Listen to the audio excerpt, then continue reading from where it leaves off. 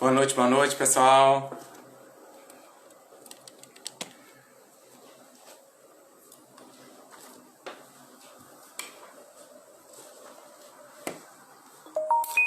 Tá chegando aí, né?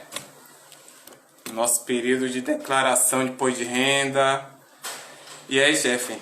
Tudo beleza? Seja bem-vindo. Seja bem-vindo. Chegando aí o pessoal para a nossa live sobre documentação imposto de renda, tá certo? Tá chegando agora aí dia 1º de março, né? Tá para começar. Provavelmente próxima semana a Receita tá liberando, nessa quinzena aí, né? Segunda quinzena, geralmente a Receita libera o arquivo pra gente baixar lá no site, tá bem? Olá, Janaína. Seja bem-vinda. Então, provavelmente nessa segunda semana. Bora lá. Coyote Raul. Um abraço, hein? Isso aí, galera. Sejam todos bem-vindos, tá certo? Todos bem-vindos. Então, provavelmente nessa segunda quinzena a Receita está liberando o nosso programa de imposto de renda à pessoa física, né? Declaração de ajuste. E aí, 1º de março, a gente está começando a nossa declaração, tá certo? Então, a gente está aqui, vai falar um pouquinho hoje sobre a documentação, para que vocês fiquem com tudo organizado já, para que quando a declaração efetivamente comece no dia 1º de março, vocês já estejam ali com tudo prontinho, só preencher e um abraço e ficar tranquilo, tá certo? Com o Leão. E aí, Vamar, seja bem-vindo. Sejam todos bem-vindos. Então vamos lá, vamos começar a nossa live. Eu vou começar falando sobre alguns documentos gerais, tá bem? Documentos gerais de declaração. E aí na segunda parte nós vamos falar sobre alguns documentos específicos de quem operou em Bolsa de Valores, tá bem? Então olha só, dados gerais. Então você foi lá, baixou o arquivo, né, 2021, referente às informações de 2020, lá no site da Receita. E aí você vai preencher com alguns dados. Primeiros dados, CPF. CPF, né, é o básico. Então a gente vai colocar ali o nosso CPF. Seja bem-vindo, Alexandre. Ivamar, seja bem-vindo. Então você vai colocar ali o seu CPF. E aí você vai colocar outros dados pessoais, como data de nascimento, como o número do título também pede, tá certo, gente? O número do título. Se você for casado, geralmente eles perguntam isso também, aí você coloca o CPF do cônjuge, tá certo? Então, tem mais essa informaçãozinha aí para quem é casado. Você vai colocar lá o seu endereço completo, o endereço que consta na base de dados da Receita. Se você tiver se mudado, você tem essa opção também de colocar lá que houve alteração, né, de endereço, houve mudança de endereço. Você vai colocar um e-mail e um telefone também. São informações básicas que vocês vão colocar logo de início na declaração do seu imposto de renda, tá certo? Informações bem básicas. Então, repetindo, CPF, data de nascimento, vai colocar o número do título, endereço, e-mail, telefone. E para aqueles que já fizeram a declaração de 2020, você poderia enviar sem colocar o número do recibo da anterior, né, 2019. Então eu acho que vai se manter dessa forma, mas você pode colocar, eu acho legal você colocar o número do recibo da última declaração. É claro que para aqueles que fizeram a declaração da última vez. Então você coloca ali o número do recibo para que haja uma sequência, né? Para que fique tudo interligado, tudo mais fácil, tá certo? E para aqueles que querem fazer algum tipo de dedução no imposto de renda, é interessante também já ter em mãos alguns recibos de documentos relacionados à dedução. Então, gastos com saúde, se você vai incluir gastos com saúde, é interessante que você já tenha todos esses recibos organizados, todos bonitinhos em alguma pasta, tá certo?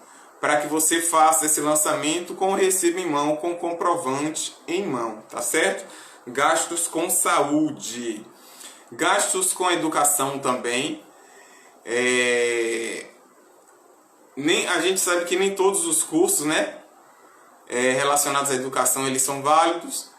Por exemplo, o curso de inglês não é válido, mas você pode colocar ali despesas relacionadas com graduação, com ensino médio, educação básica de forma geral, com pós-graduação também, você pode estar incluindo para efeitos de dedução. Então é interessante que você já tenha todos esses recibos em mãos. Então, se você tem um filho que estudou ano 2020 aí de forma híbrida, de forma online, você pode estar pedindo para a escola um recibo, e nesse recibo vai constar lá um informezinho, né? Todos os custos, as mensalidades que foram pagas, para que você possa estar informando no programa da Receita Federal, tá certo? Essa é a documentação, que é a documentação geral, né? Documentação básica. E aí eu vou tratar um pouquinho aqui sobre a documentação específica de renda variável.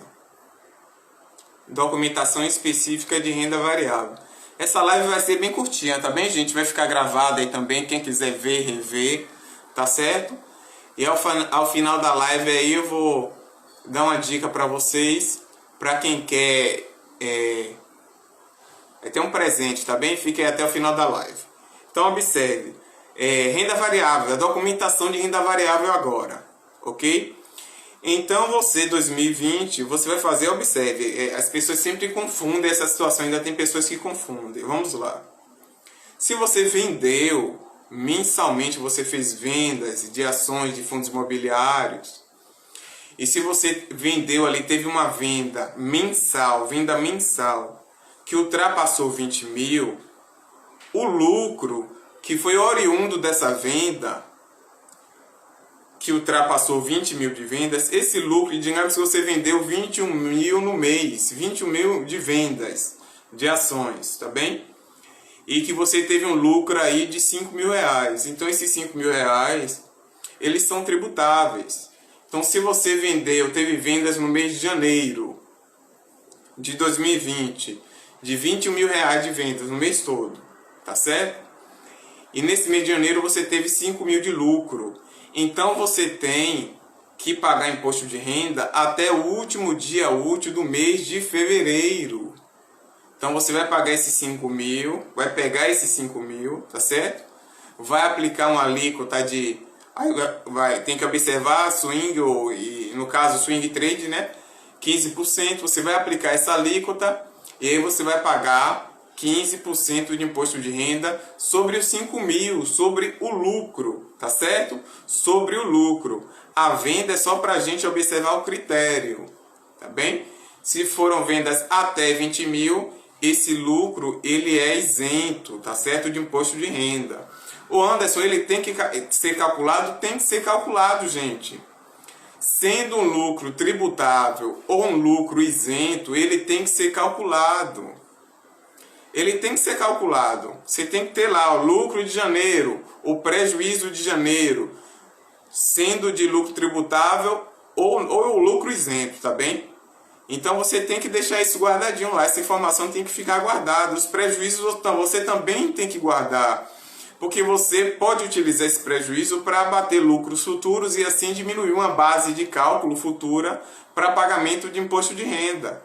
Então, de qualquer forma, talvez você esteja somente, Anderson, mas eu tive menos de 20 mil de vendas no mês. Ainda assim, você tem que fazer os cálculos e informar para a Receita, tá certo? Você apenas não vai pagar o imposto de renda até o último dia útil do mês seguinte, mas você tem que ter esses cálculos.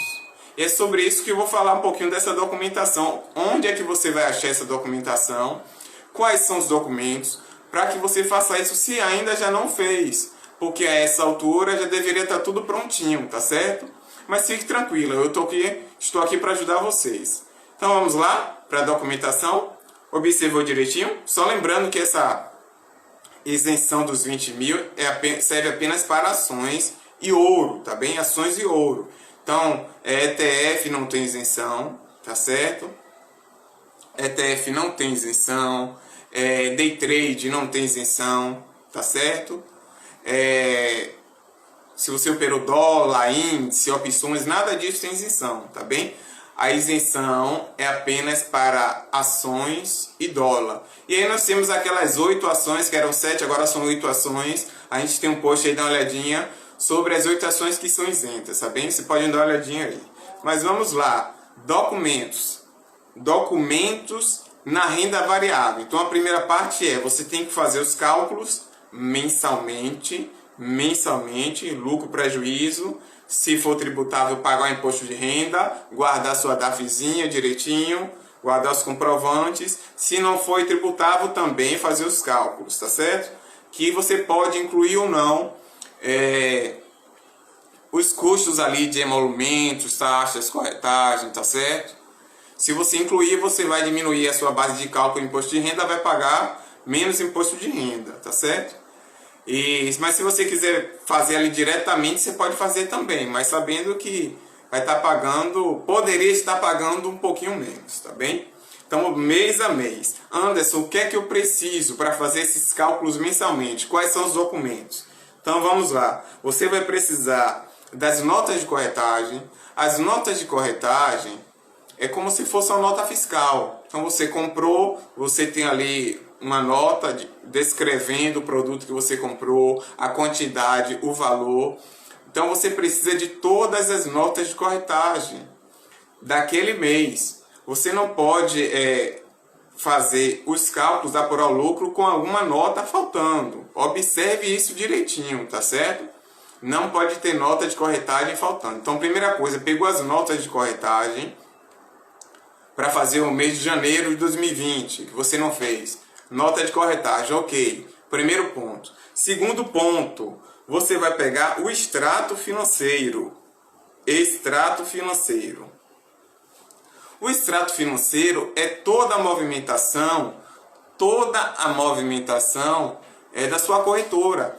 É como um banco, que a gente vai no banco e pega um extrato, né? Assim a gente vê débito e crédito, se teve algum rendimentozinho ali também. Tudo você vai ver no extrato, tá certo? Então é importante, primeiro, você ter a nota de corretagem em mão, para início dos cálculos ali nos meses iniciais, e você vai precisar também do extrato financeiro, porque algumas informações não constam na nota de corretagem, só constam apenas no extrato financeiro. Subscrição, você teve aí subscrição de ano passado, 2020, a gente teve de IRB, né?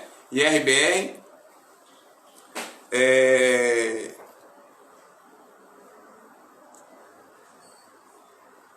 exatamente, né? Isenção de ações e ouro, tá certo? Então veja só corrigindo aqui a informação, a isenção é ações e ouro, tá certo? Então você teve ali subscrição de IRB, tem fundo imobiliário que teve subscrição também. Então, isso não consta na nota de corretagem. Você tem que olhar lá no extrato. Então, no extrato vai estar escrito subscrição. Então, você vai ter que inserir a quantidade de ações que você obteve, ou de fundo imobiliário, o valor, tá certo? E isso você vai reunir junto com os outros ativos que você já tinha. Então, o cálculo mensal, você vai precisar de nota de corretagem e de extrato financeiro, basicamente, tá certo? Esses dois documentos. Então, fez direitinho, fez janeiro, fez fevereiro, fez março, abril, você fez o ano todo, chegou em dezembro. Em dezembro você vai ter esse cálculo direitinho, só que você, no final do ano, em 31 de dezembro ali, você vai ter os ativos que ficaram na sua carteira. Se ficou algum ativo, tá bem? Porque tem gente que compra e vende e acaba que vende tudo e ficou sem nenhum ativo ao final do ano. Mas se você ficou com algum ativo ao final de dezembro, aí você também pode dar uma olhadinha lá no SEI, no canal eletrônico do investidor. Você vai ali no mês de dezembro e vai olhar quais são os ativos que você tem em custódia, os ativos que ficaram na sua carteira, tá bem? Dá uma olhadinha lá no SEI que você vai ter acesso a isso, para você fazer essa organização de quais ativos ficaram. Você fez os cálculos mensalmente ali, usando a nota de corretagem, o extrato financeiro. E agora em dezembro você vai ter, além do extrato financeiro e das notas de corretagem, você vai lá no SEI pegar a sua posição em 31 de dezembro para saber quais ativos ficaram em sua carteira, para você ver se está tudo ok, se está tudo batendo, tá certo? Eu gosto de olhar, fazer essa comparação. A gente vai falar desse documento de custódia, que também é disponibilizado na corretora, já vou falar daqui a pouquinho, mas eu gosto de fazer esse checklist, porque ali em dezembro, algumas pessoas vendem ativos depois do dia 27 do 12, e aí pode ficar uma diferençazinha. Você comprou, tem a nota de corretagem, mas só vai entrar aquele débito, aquele crédito em janeiro do ano seguinte. Então você tem que ficar atento aí, quem comprou ações depois do dia 27. O pessoal fala às vezes 23, mas eu tenho observado no trabalho, no dia a dia, que geralmente depois do dia, a partir do dia 27, compras e vendas ali geralmente não caem no extrato daquele ano. Ou seja, se você comprou e vendeu ações 27 de dezembro de 2020, geralmente essas operações acabam aparecendo no extrato financeiro de 2021. Mas observe, o importante é a data do pregão. A data do pregão foi em dezembro de 2020. Então esses ativos, seja compra ou seja venda, eles têm que fazer parte ali do mês de dezembro, porque a data do pregão foi do mês de dezembro, tá bem? Fechamos essa documentação. Você fez todo esse trabalho, espero que tenha feito já. Se ainda não fez, é só falar com a gente, tá certo? Então você já fez toda essa parte. Ufa, Anderson, já fiz os cálculos, paguei os DAFs. Não tive nenhum DAF a pagar, mas também já fiz os cálculos. Está tudo ok, beleza? Beleza. Agora você vai precisar de outros informes. Vamos lá? Então agora você vai entrar na sua corretora. E lá na sua corretora, a corretora ainda não disponibilizou. Eles têm até o prazo aí do final do mês, 28 de fevereiro, para estarem disponibilizando todos os informes, já que a nossa declaração começa no dia 1º de março. Então lá na sua corretora, você vai acessar a corretora, está lá informes. Então você vai ter ali o informe de rendimento da própria corretora, onde vai constar informações de saldos. Se no dia 31, digamos que tinha ali 10 mil que você não tinha comprado, nenhuma ação, nenhum título público, tá ali direitinho o saldo de 10 mil. Então você vai lá e vai informar isso na sua declaração, tá bem? Anderson, tem que formar porque saldos em conta corrente, saldos, aqueles pequenos saldos, a partir de R$140 devem ser informados, tá bem? Então você fica atento a isso aí. Entrou na sua corretora, pegou o primeiro informe, esse aí, o informe da corretora. Depois você tem ali o informe de relatórios do imposto de renda retido na fonte day trade. Se você operou day trade, tem aquelas retenções que nós chamamos de dedo duro, não é verdade?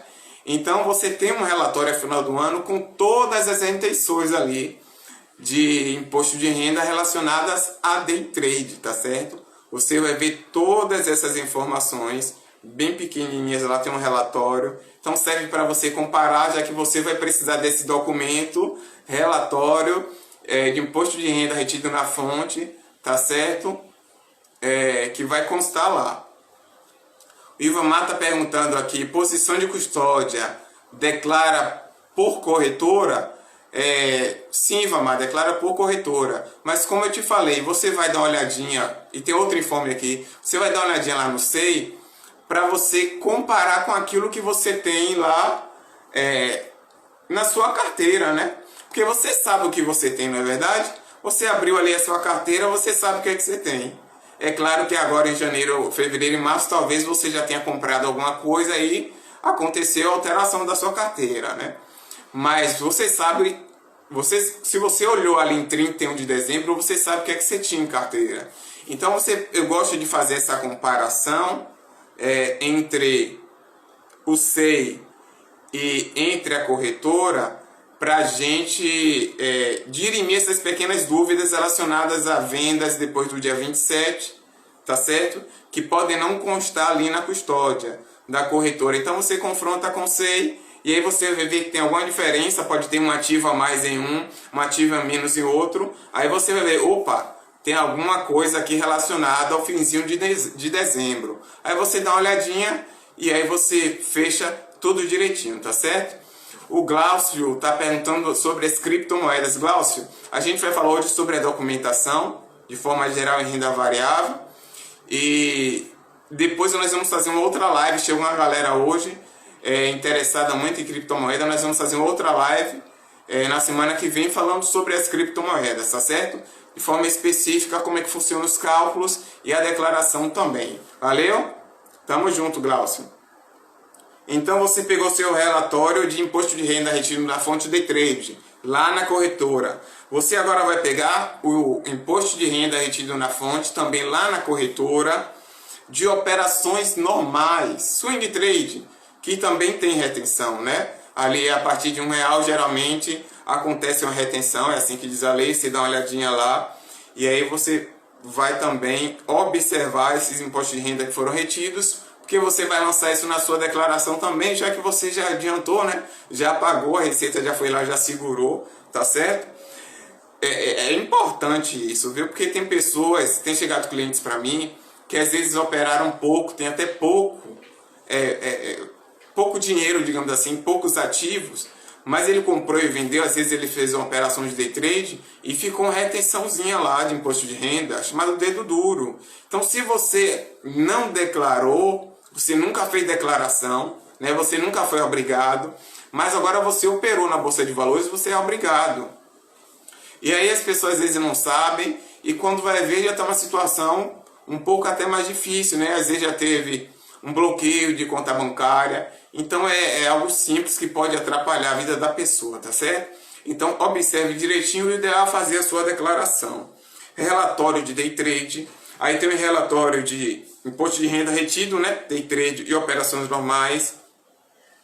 Você vai achar também um relatório de proventos pagos, a galera do buy and hold, a galera que tem uma pegada previdenciária. Então você compra, vai acumulando ativos geradores de receita, né? Renda passiva, e fica ali os juros sobre capital próprio, dividendos. Então você também tem um relatório disponibilizado dentro da corretora, você vai baixar e ali você vai ter tudo direitinho. Qual foi a empresa, os valores que a empresa te deu, tá certo? Isso também você vai lançar lá na sua declaração. Então, relatório de proventos pagos. E o informe da corretora. Então, bora revisar aqui os documentos que você vai achar lá na sua corretora, finalzinho do mês, tá certo? Fora esses primeiros que a gente já utilizou, que foram as notas de corretagem, o extrato financeiro, tá bem? Então você vai aqui, vamos lá revisar? Relatório de imposto de renda retido na fonte Day Trade, relatório de imposto de renda retido na fonte operações normais, relatório de imposto de renda proventos pagos, tá bem? Juros sobre capital próprio e dividendos, e o informe da própria corretora, tá bem? Esses são os documentos básicos. E eu vou falar de mais um documento. Essa semana nos stories eu botei a foto de um e-mail que eu recebi. Também tem um post aí falando sobre banco escriturador. Dá uma olhadinha, gente. Então os bancos escrituradores, que é um banco escriturador? Você comprou uma ação, a empresa... Imagine que eu comprei ações da Taesa. Então a Taesa contratou ali um banco para fazer a organização desses ativos, dessas ações, os juros sobre capital próprio que caiu ali, os dividendos. Então, para fazer uma organização, a empresa acaba contratando uma instituição financeira. E no caso da Taesa, você pode dar uma olhadinha lá no site da B3, é o Itaú. Alguns fundos imobiliários é o Banco BTG. Então, essa semana, a semana passada, algumas pessoas já receberam um e-mail do banco escriturador. O banco escriturador, ele também vai divulgar para você um informe. E esse informe é muito útil também, tá certo? Muito útil. Então, eles estão dizendo que a partir do dia 26 de fevereiro vai estar disponível em modo online, lá no site, tá certo? Antigamente eles enviavam cartas, mas esse ano eles não vão enviar cartas. Então fique atento ao seu e-mail, qual é o e-mail que você tem cadastrado, tá certo? E aí você já pode agora, não espere o dia 26 ou não espere o final de março ou final de abril, para acessar a conta desse banco, criar sua senha, não. Já faça isso agora. Vá lá, crie seu login, sua senha, tá certo? Com base no e-mail que você recebeu. E aí você já fica tranquilo. Porque se tiver uma situação de lentidão, né, no site, você já criou, então você só vai acessar e baixar o relatório que já está disponível, ó, saiu com seu relatório em mãos, e aí você já faz tranquilamente, tá certo? Então bora lá fazer o checklist geral. Primeiro o checklist foram os documentos pessoais, número de CPF, número do título, quem fez declaração anterior, o número do recibo da declaração anterior, endereço, né, atualizado, e-mail, número de telefone, tá certo? Para quem trabalhou de carteira assinada, é o informe de rendimento, tá bem? O informe de rendimento a sua empresa também vai disponibilizar, tá certo? Para você que é empresário, para você que não é assalariado, você também vai informar ali os dados de retirada, né, de prolabore, o que quer que você tenha feito, né? Então você também vai informar ali na sua declaração, tá bem, empresário? Na sua declaração de pessoa física agora, informe de rendimentos assalariados. Muita gente que é autônomo às vezes pergunta, Anderson, e tem que informar, gente. A Receita, você agora é obrigado, você tem que informar todos os dados. A Receita quer observar a sua evolução patrimonial. Então, se você é autônomo, você também tem o Carnê-Leão, você pode estar pagando o Carnê-Leão mensalmente. E aí, depois você vai gerar esses dados para o programa da declaração, tá bem? Tem essa opção aí, tá certo? Também. Sempre é bom falar a respeito disto. Dados básicos, ok. Recibos, educação, né? Educação e saúde, se você for fazer ali a sua dedução. E a galera da renda variável já usou o extrato financeiro, já usou as notas de corretagem, já usou a posição ali em custódia do SEI para fazer os cálculos do ano todo, já pagou os DAF tudo direitinho, beleza, já foi nota de corretagem. Agora vai esperar entrar a corretora liberar os documentos para você ir lá, baixar com calma todos os documentos aqui citados, né? Todos os relatórios. Também vai lá no banco escriturador, tá bem? E você vai ter acesso ao informe também ali, tá certo?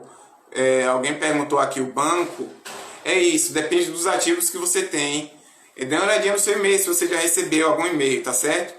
Você dê uma olhadinha lá no seu e-mail, que você vai, e os ativos que você tem, você pode dar uma olhadinha no site da B3, aí tem um post aí, dá uma olhadinha no post do nosso feed, que você vai ver como é que você pode achar, tá bem? Qual é o banco.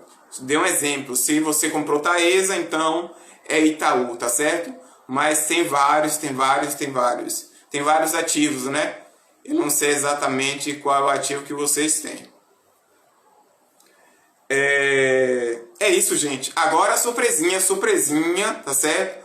A galera que quiser, tem um PDFzinho que eu fiz um passo a passo, onde você vai achar lá na sua corretora. Esse passo a passo você tem ali a Rico, você tem a Clear, você tem a EasyVest, tá certo? Tem essas 3 corretoras, tem todos os documentos que você vai precisar. Então pode mandar, tem o meu link aí, meu site aí na bio. Você pode colocar a descrição lá, seu nome, coloca o número do celular e na descrição você coloca passo a passo, documentação de imposto de renda, que eu vou mandar para você. Presente aí, tá certo? Eu vou mandar esse PDF com toda a documentação para você ver quais são os documentos e para você ver o passo a passo, onde é que você acessa, onde é que você vai achar esses documentos lá na sua corretora, tá certo? Tem um passo a passo do SEI e dessas 3 corretoras, viu? Foi muito bom estar com vocês, agradeço a presença da galera aí. Obrigado, Janaína Freitas, obrigado, viu, pela presença. Glaucio, entendeu tranquilo, que bom, Glaucio. Fico satisfeito que vocês tenham entendido, viu? Um grande abraço, galera. Vou deixar gravado aqui. Vai lá, pede material que eu mando para vocês, viu? Um abração, um bom restante de quinta-feira e de sexta-feira também. Um abração, galera. Valeu. Tchau, tchau.